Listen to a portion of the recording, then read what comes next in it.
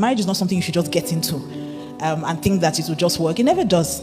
You have to prepare for marriage. You have to be intentional about marriage. Now, I was watching, I like medieval series. So I was watching a particular series a while back. And something happened in that series that became a defining moment in my life. So there was this family. It was the English kingdom. And they had a son.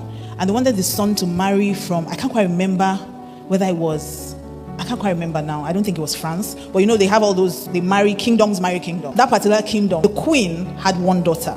And they wanted this guy to marry so that their kingdoms could become stronger. That's how they used to marry in those days.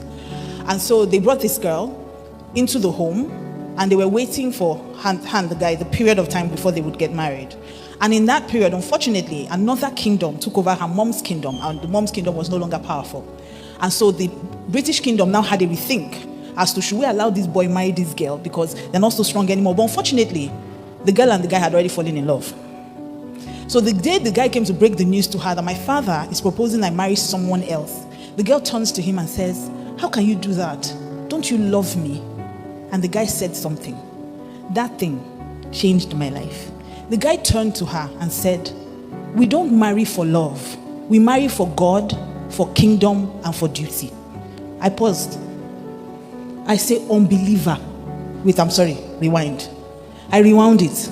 He said, we marry for God, for kingdom, and for duty. This is an unbeliever talking. I say, so how come we as believers don't understand that marriage is not about I love you, you love me?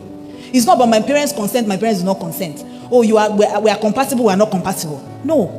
He said we marry for God first. Then we marry for kingdom. And then we marry for duty. If we understand this, that this is how we go into marriage, then we will know that marriage is not something you enter lightly at all.